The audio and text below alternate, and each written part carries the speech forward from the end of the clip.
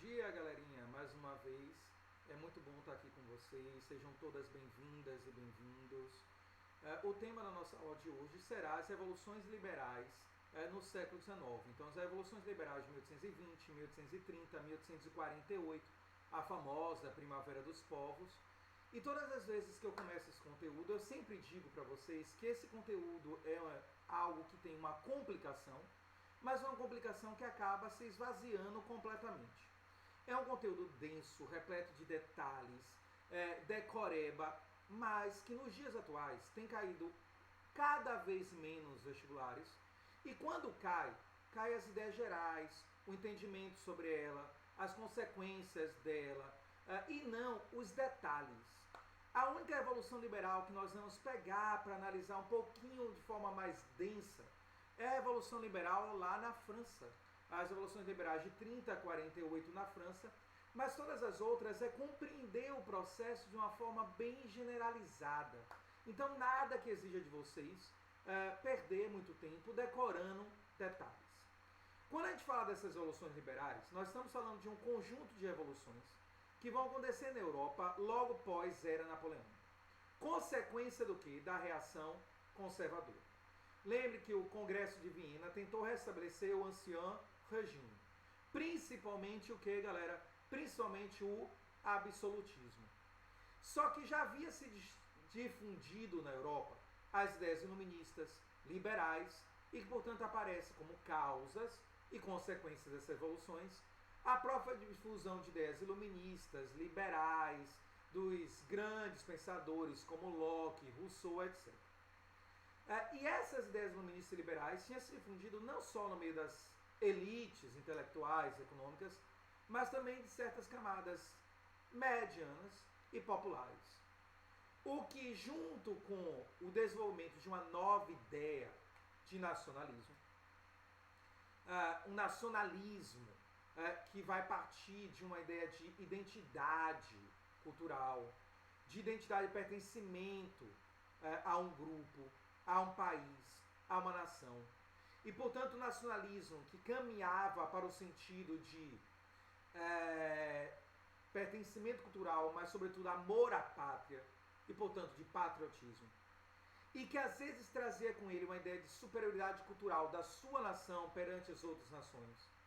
E também um sentimento militarista, de desejo de conquista sobre as outras nações, vai acabar levando a revoluções que vão contestar o domínio das nações absolutistas sobre os diversos territórios da Europa. É claro que se une também a essas características do liberalismo, do pensamento iluminista, de um nacionalismo que é a ideia de pertencimento a uma nação, amor a uma pátria, que pode ser militarizado com a ideia de superioridade cultural ou não. Também ideias socialistas, que vão começar a se desenvolver ali em 1830 a 1848, e que, sobretudo na França, mas depois em outras nações, vão fazer parte também das características das revoluções liberais. Essas revoluções liberais do século XIX vão se dividir basicamente em três fases. Que três fases são essas? Que possuem diferenças entre elas. As revoluções liberais de 1820, que vão acontecer muito mais por um caráter liberal nacionalista, mais liberal que nacionalista, mas tem um teor ali nacionalista, mesmo que pequeno. As revoluções liberais de 1830, que essas são liberais nacionalistas de fato, com um viés nacionalista mais forte, dividindo meio a meio as causas dela, o poder de ascensão delas com o liberalismo. E as revoluções liberais de 1848, que elas são liberais, elas guardam as características liberais, mas elas são muito mais nacionalistas do que liberais. E são delas que vão emergir já características ideais socialistas. Vamos começar pelas revoluções liberais de 20. E as revoluções liberais de 20 que nós vamos ver são basicamente duas. A Revolução Liberal de 20 na Espanha e a Revolução Liberal de 20 em Portugal. A Revolução Liberal de 20 na Espanha que vai acontecer com o Congresso de Viena determina o retorno de Fernando VII ao poder como rei de Espanha. Fernando VII vai assumir o poder jurando a Constituição Espanhola, que havia sido criada lá em 1814. Porém, apesar de ter jurado a Constituição Espanhola, Fernando VII era um absolutista tradicional, conservador. E vai iniciar um conjunto de medidas conservadoras, de perseguição aos liberais, de repressão à liberdade de pensamento e expressão, de não cumprimento das ideias de igualdade jurídica. Vai começar a privilegiar o clero, a igreja, nos elementos de poder, nas posições econômicas e também de Estado. Vai estabelecer a censura e, para completar a ruína de vez, vai tentar restabelecer o retorno do quê? Da Santa Inquisição. E é claro que essas medidas conservadoras vão levar a estourar a famosa Revolução de Cádiz, que vai restituir a Constituição de Cádiz. Uma Constituição liberal progressista, que vai servir de exemplo a quase todas as outras constituições liberais da Europa, revolucionárias do século XIX, e até mesmo a outras constituições do resto do mundo, como aqui na América Latina, na América Espanhola, ou até mesmo no Brasil. Ela inspira a Constituição de 1823, que não foi aprovada no Brasil, e a Constituição também de 1824. Essa revolução sacode a Espanha, coloca o poder de Fernando VII em risco, depõe ele e a Santa Aliança. Lembra aí, aquela instituição católica, conservadora, que era formada pela união de várias nações absolutistas da Europa, vai lá e reprime ela. Pronto. Aí você vai ter uma outra evolução, essa muito importante pra gente, e essa que cai muito nos nossos vestibulares, a Evolução Liberal do Porto de 1820. Ou seja, a Evolução Liberal Portuguesa de 20. Essa evolução, ela precisa ser bem estudada, mas ela vai ser bem estudada em História do Brasil, e não História Geral, e a gente está trabalhando aqui com um tema de História Geral. Então aqui eu vou fazer apenas um resumo dela. Lembre, a família real portuguesa fugiu de Portugal em 1808, veio para o Brasil e transformou o Brasil em quê? Em sede do Império Português. Transformou o Brasil, na verdade, em Reino Unido de Portugal, Brasil, Algarves. E Rio de Janeiro de sua capital, fazendo o Brasil agora o centro do poder do Império Português, no que nós chamamos de inversão portuguesa. E deixa Portugal lá abandonado. Portugal faz uma guerra civil contra as tropas napoleônicas durante anos, consegue sua autonomia em 1814 e, ao contrário do que se esperava, a família real portuguesa resolve não voltar a Portugal. Fica aqui no Brasil, eleva o Brasil realmente a Reino Unido de Portugal, Brasil e Algarves, a sede do Império Português, e isso vai ferir o nacionalismo português. Fere o nacionalismo português, o que dá a essa revolução? Uma característica nacionalista, em parte, e as ideias liberais já tinham sido difundidas em Portugal. O que faz estourar uma revolução liberal que começa no Porto, depois se espalha todo por Portugal inteiro, que tinha por objetivo, basicamente, fazer a família real portuguesa voltar a Portugal, transformando Portugal mais uma vez em sede do Império Português, criar uma monarquia constitucional, o que é muito importante, e recolonizar o Brasil. O que significava que ela era liberal lá para Portugal, mas para aqui, para nós, o Brasil, ela era conservadora. Se descobre no Brasil que o objetivo era recolonizar o Brasil, e as elites brasileiras que, no início, apoiaram a Revolução Liberal, porque ela era uma revolução que queria criar uma monarquia constitucional, o que daria, em parte, poder às elites brasileiras, vão romper e vão iniciar ao lado de Dom Pedro I, o que, galera? Vão iniciar ao lado de Dom Pedro I uma resistência que leva ao processo de independência do Brasil. E aí a grande consequência da Revolução Liberal do Porto para nós brasileiros é esse processo de independência. Mas não só isso, galera. Vai transformar Portugal em uma monarquia constitucional, fazendo Dom João retornar a Portugal e, portanto, constituindo de fato uma evolução liberal. A última evolução liberal de 20, mas que na verdade ela é 20 e 30, ela tem 1 em 20, aí se estica para 30, é a Revolução Liberal da Grécia. A Revolução Liberal da Grécia é que ela é muito mais uma revolução nacionalista. A Grécia pertencia ao Império Turco-Otomano, e ela vai querer a autonomia e a liberdade do Império Turco-Otomano para criar uma monarquia constitucional, o que faz ela, de fato, uma revolução liberal. Mas não só para fazer uma monarquia constitucional, mas para ter independência do Império Turco-Otomano. E o que significaria retirar o poder de uma nação oriental sobre o Ocidente e de uma nação de origem, em parte católica ortodoxa, em parte islâmica, do Ocidente. O que vai fazer com que essa revolução liberal tenha apoio, mesmo na aliança conservadora, por ser um movimento nacionalista, e venha conseguir concretizar o que? A sua autonomia, a sua independência, fazendo com que a Grécia se tornasse completamente independente do Império Turco Otomano. Aqui, galera, a gente esgotou as revoluções que começaram em 20, mesmo que tenha acabado em 30, e precisamos ir agora para as revoluções liberais de 1830.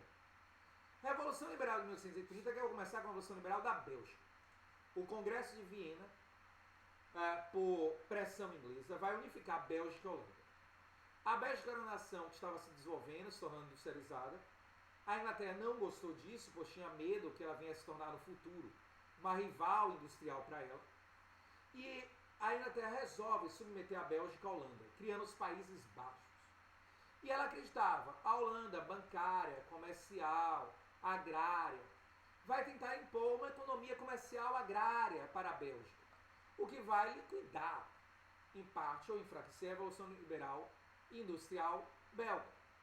Além disso, há a possibilidade de guerras entre eles, o que vai pôr fim à Revolução Industrial belga, e vai ser favorável a mim. Não foi isso que aconteceu. O que aconteceu é que a Holanda, bancária, burguesa, vai financiar a Revolução Industrial belga, porque agora não existe mais Holanda e Bélgica. Existe Países Baixos. O que vai sair para a Inglaterra um tiro pela culatra. A Revolução Industrial, agora os Países Baixos, estava se movendo rapidamente, com o dinheiro holandês, e aí a Inglaterra vai incentivar a rivalidade da Bélgica com a Holanda, vai incentivar o domínio e repressão da Holanda sobre a Bélgica, levando uma guerra entre as duas, que leva a uma revolução liberal que quer criar um governo constitucional na Bélgica e um processo de independência.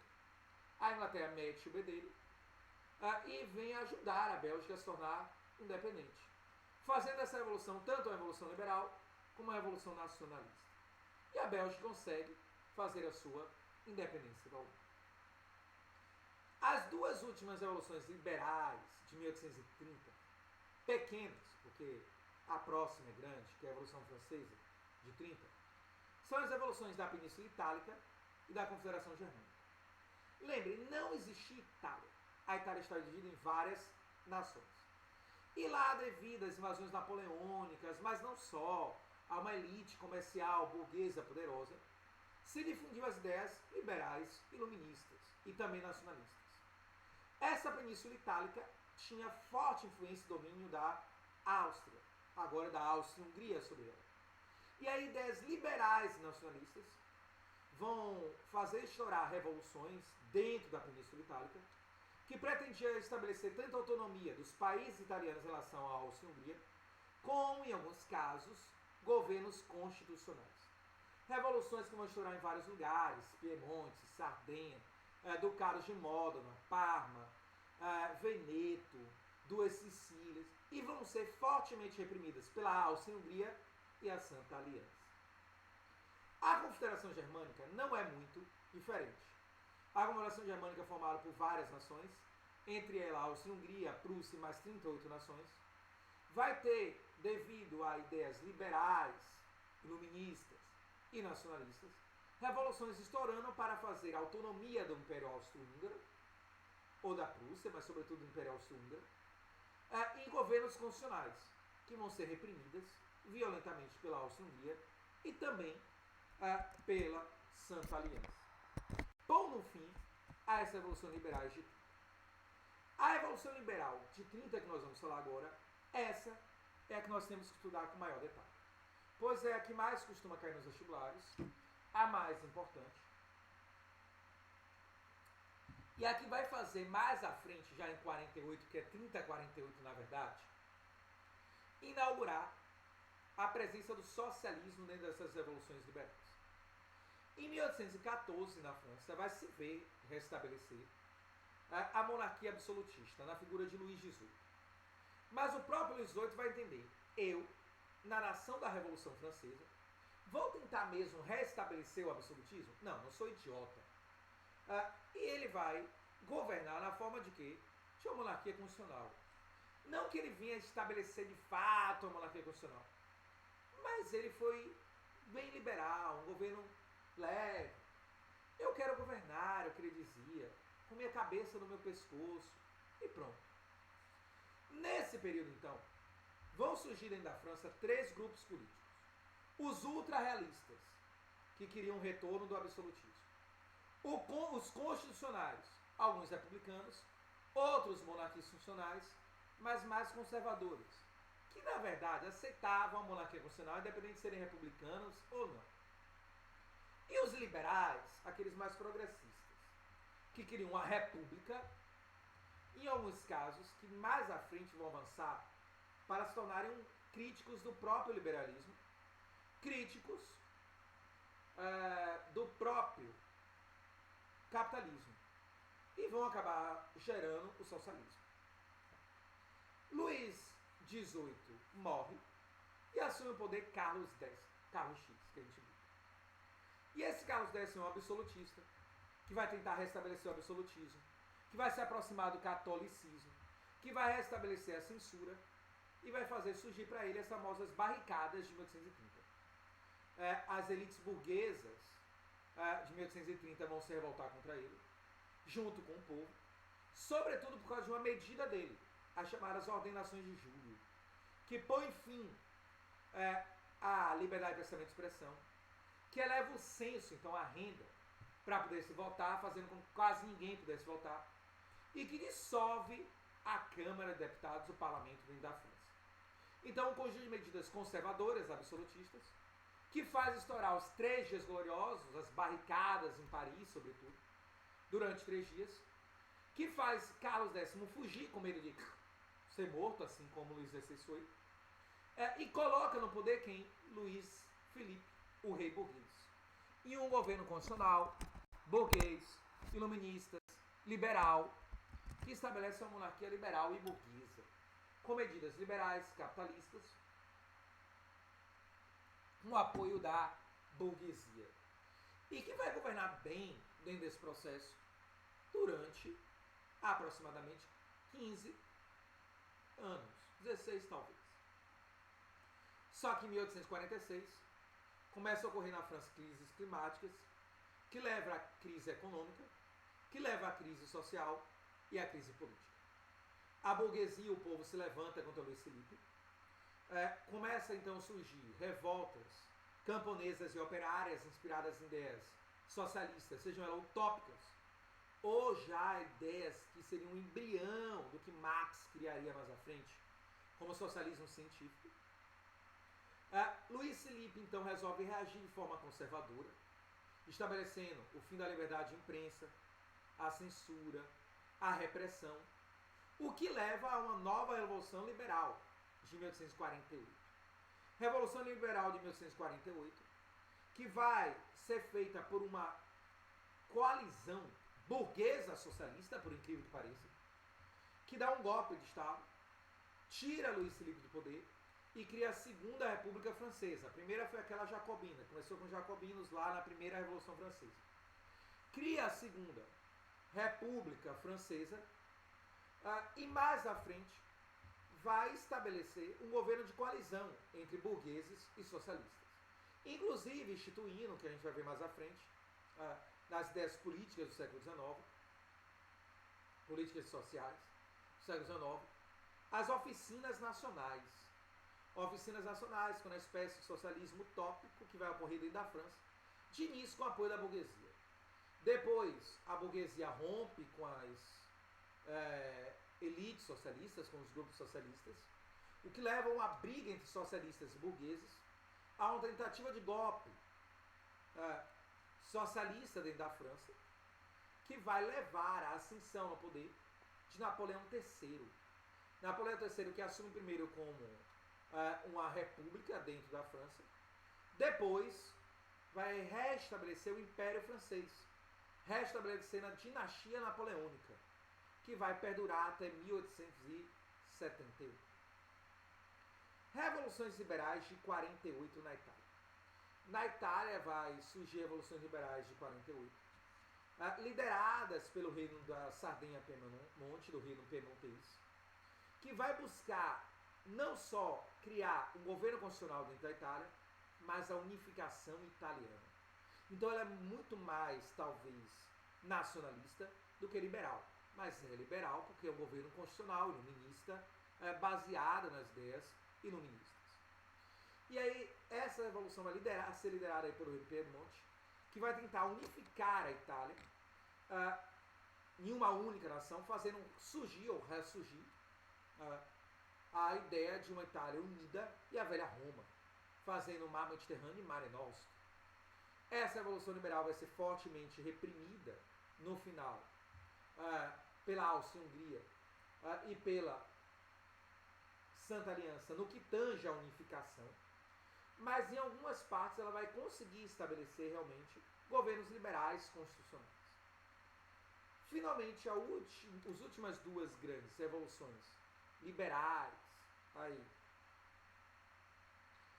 de 48 são as revoluções liberais da Confederação Germânica e da Áustria-Hungria. Da Confederação Germânica, que também vai acontecer, galera, em um levante de coalizão entre burgueses e operários. Então você teve ali na Germânia, lembre, região dividida em 40 países, entre Áustria-Hungria e Prússia, um levante burguês operário que veio a criar uma tentativa de unificação para a Alemanha, excluindo a Áustria-Hungria, e indiretamente liderado, ou talvez até num determinado momento diretamente, pela Prússia, que vai tentar fazer a unificação da Alemanha, criando um governo constitucional, e que inclusive vai conseguir instituir a Assembleia Nacional de Frankfurt, para elaborar aquela que seria a primeira Constituição da Alemanha unificada. Essa tentativa de unificação consegue algum sucesso inicial, mas depois que a Áustria-Hungria reprime a Revolução Liberal Nacionalista da Itália, parte para a repressão da Revolução Liberal da Germânia, que impede a unificação, mas não impede o surgimento de algumas nações liberais dentro da Germânia. A Prússia é humilhada, é obrigada a assinar um acordo que reconhecia a supremacia da Áustria-Hungria em relação à Prússia sobre a Confederação Germânica. O rei da Prússia é obrigado a abdicar o poder em nome de seu filho. A Prússia se reconhece como nação vassala da Áustria-Hungria e reconhece que nunca mais vai tentar fazer a unificação da Alemanha, porque ela não cumpre. Tudo isso é chamado de humilhação de Olmütz, e que faz com que a Prússia perceba que para poder fazer a unificação da Alemanha vai ser necessário ser forte o suficiente para passar por cima da Áustria-Hungria antes. Nós percebemos aqui, galera, que as revoluções nacionalistas de 48 estão fracassando, mas as liberais, os teoliberais dela, não. A última grande revolução liberal que vai acontecer é dentro da própria Áustria, da Áustria-Hungria. Os liberais constitucionais vão aproveitar que os exércitos austríacos estão dentro da Itália e da Germânia, vão fazer um levante liberal em Viena, que vai levar à queda de Metternich. É aquele mesmo Metternich que participou do Congresso de Viena e que foi ele que liderou a ideia da restauração do absolutismo na Europa. Vão levar a ascensão de Fernando I ao poder, porque o rei foi obrigado a abdicar, e a criação de uma Constituição.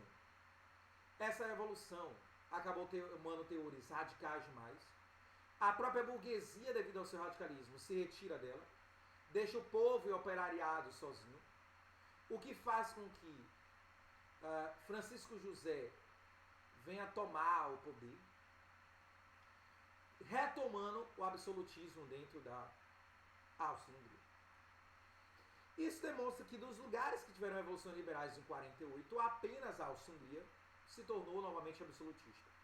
Mas mais à frente, até ela mesma vai se tornar uma monarquia constitucional. O que faz com que, em 1848, nós venhamos afirmar que as revoluções liberais seriam vitoriosas.